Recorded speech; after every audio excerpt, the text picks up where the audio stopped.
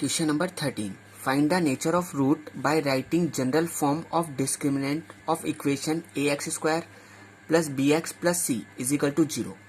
हमें क्या बताना है? नेचर ऑफ रूट बताना है. क्या बताना है आपको? Nature of root. देखो इधर, नेचर ऑफ रूट किससे मालूम करते थे हम? डी से. ठीक है ना. तो हमें जनरल फॉर्म क्या दे रखी है? A X square plus B X plus C is equal to 0. तो देखो क्या कंडीशन थी आपकी कि जब डी की वैल्यू किसके इक्वल आती थी? 0 के इक्वल आती थी. ठीक है ना. तो इसके रूट्स कैसे होते थे? है ना, 2 इक्वल एंड रियल रूट होते थे. आप ऐसे भी लिख सकते हो, रियल एंड इक्वल रूट्स. ठीक है ना. एक सेकंड कंडीशन क्या थी आपकी कि जब डी की वैल्यू ग्रेटर देन 0 होती थी, मतलब पॉजिटिव आती थी, तो इसके क्या होते थे? 2 अलग अलग रियल रूट होते थे. 2 डिस्टिंक्ट एंड रियल रूट. ठीक है ना. और डी की वैल्यू है ना, अगर लेस देन 0 आती थी, लेस देन 0 मतलब अगर नेगेटिव आती थी, तो हम क्या बोलते थे? है ना, it has no real root. No real root.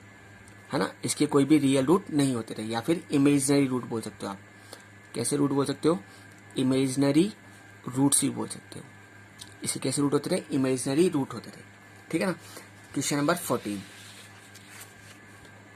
क्या बोल रहा है? देखो ये, find the zeros of the quadratic polynomial.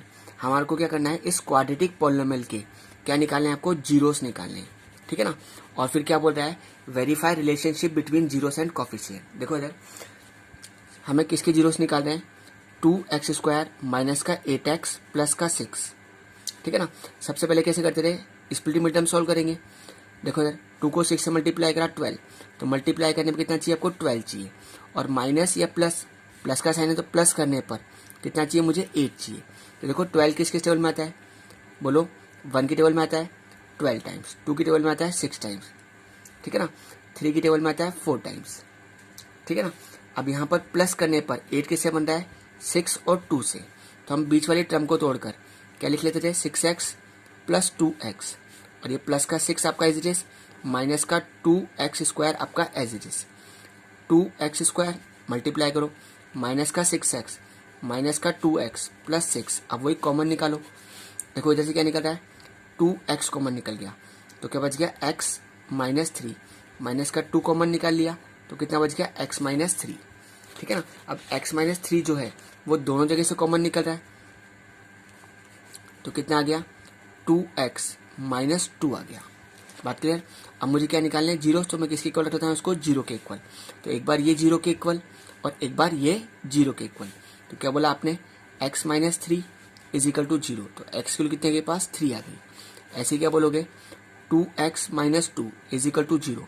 तो 2x इज इक्वल टू 2. तो x इज इक्वल टू कितना आ जाएगा? 1 आ जाएगा. ठीक है ना. हम इसको क्या बोलते थे? ये हमारा अल्फा है और ये क्या है? हमारा बीटा है. बात क्लियर हो रही है? ये आपका अल्फा है और ये बीटा है. ठीक है. तो जीरो तो निकल गए.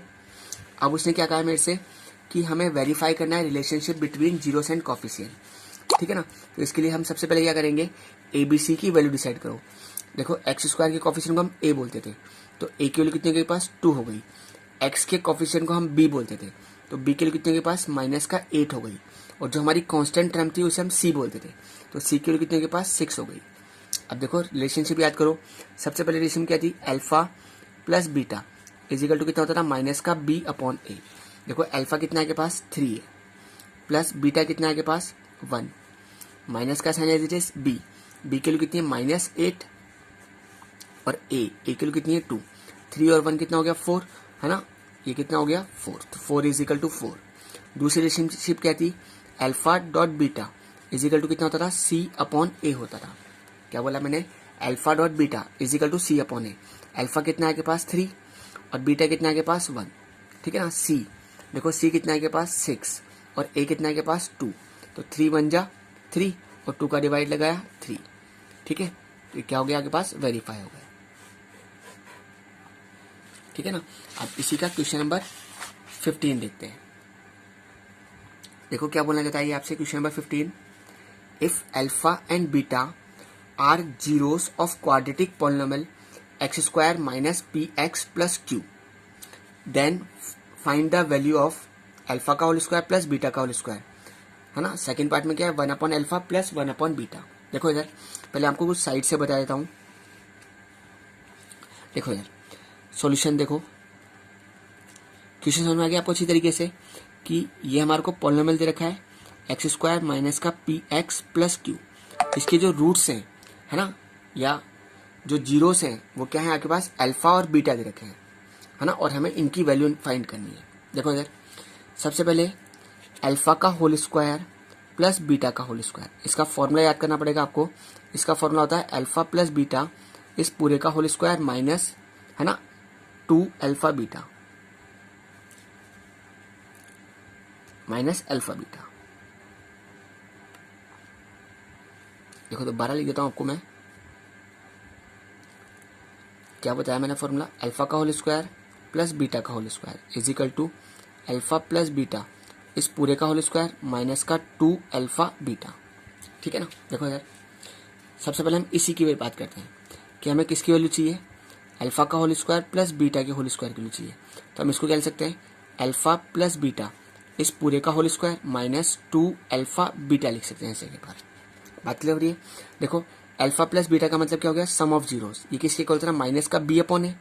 तो बी की वैल्यू कितनी है यहाँ पर, देखो ए की वैल्यू कितनी है यहाँ पर 1 है, बी की वैल्यू कितनी है माइनस का पी, और क्यू की वैल्यू सॉरी सी की वैल्यू कितनी है के पास, क्यू दे रखी है। तो इसको क्या बोलते थे हम, माइनस का बी अपॉन ए बोलते थे। इसको क्या बोलते थे हम, सी अपॉन ए बोलते थे। माइनस का sign as it is b, b की वैल्यू कितनी है के पास माइनस का पी, तो माइनस माइनस प्लस, और ए की वैल्यू कितनी है 1, है ना, इस पूरे का होल स्क्वायर था माइनस का 2 सी की वैल्यू कितने के पास क्यू, और ए की वैल्यू कितने के पास 1। ठीक है, तो देखो ये कितना हो गया पी स्क्वायर माइनस का 2 क्यू। तो अल्फा का होल स्क्वायर प्लस बीटा का होल स्क्वायर, इसकी वैल्यू कितने आगे के पास पी स्क्वायर माइनस का 2 क्यू आ गई। ठीक है ना। अब इसी का सेकेंड पार्ट देखो क्या दे रखा है आपको, 1 upon alpha plus 1 upon beta, ये दे रखा है आपके पास। ठीक है ना। सबसे पहले मैंने क्या करा, इन दोनों का एलसीएम ले लिया, अल्फा बीटा, अल्फा से अल्फा कैंसिल कितना आ गया बीटा, बीटा को 1 से मल्टीप्लाई करूंगा तो भी बीटा, बीटा से बीटा कैंसिल कितना आ गया अल्फा, अल्फा को 1 से मल्टीप्लाई करूंगा अल्फा। ठीक है ना, बात क्लियर हो गई। अब देखो ये क्या हो गया आपका, सम ऑफ जीरोस हो गया। तो ये किसके इक्वल होता था, माइनस का बी अपॉन ए के इक्वल होता था। और ये क्या हो गया आपका प्रोडक्ट ऑफ जीरोस, ये किसके इक्वल होता था, सी अपॉन ए के, ए से ए कैंसिल। देखो माइनस का sign as it is b, देखो बी के लिए कितने के पास माइनस का पी है ना, माइनस का पी, और सी के लिए कितने के पास क्यू है, कितने के पास क्यू।